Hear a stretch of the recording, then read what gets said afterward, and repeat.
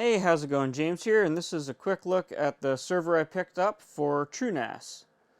This unit specifically is about a decade old. It is a Dell PowerEdge R210 II. And my reasoning for getting this one specifically is it has regular SATA connections inside, so it's really easy for me to get hard drives. And it's also pretty energy efficient, which was definitely a big consideration with running anything in my server rack 24/7. Anyways, what I'll do is I'll go around to the back and show you what it is technically replacing, and then we'll go over the specs, and yeah, and then we'll close it off. Alright, going handheld here, so this might get a little shaky, unfortunately. But this here is the WD MyCloud EX4. It has served me well, but it is crazy slow by today's standards. Like, I can definitely tell big time, and that was a driving factor for trying to replace this. Well, replace is a strong word. This is going to be a backup of the backup. Those of you that are into data storage, you know what I'm getting at. Just because you have a NAS or anything with a RAID, guess what? There's always a chance for total failure. So this will be a data backup of the one server data backup. Basically, WD has long discontinued any support for this anyways. I'd actually considered just getting rid of this thing, to be honest with you. And then I thought, well, you know, as much as it's slow and clunky and the UI for this thing really sucks.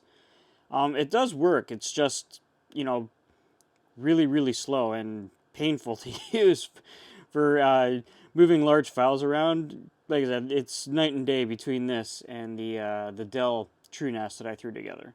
All right, let's cut it from here and go to the online page for the specs. All right, so here we are on my fancy laptop stand, i.e. the dryer, but it'll work in this scenario because I'm just mobile at the moment. Anyways, this is connected to the TrueNAS, or FreeNAS. It's basically the same thing, two different names. Yeah, I've taken careful consideration to hide any IP info at the top. It's running a Intel Xeon E3 1270. I think it's, yeah, 4-core, 8-thread, 16 gigs of RAM.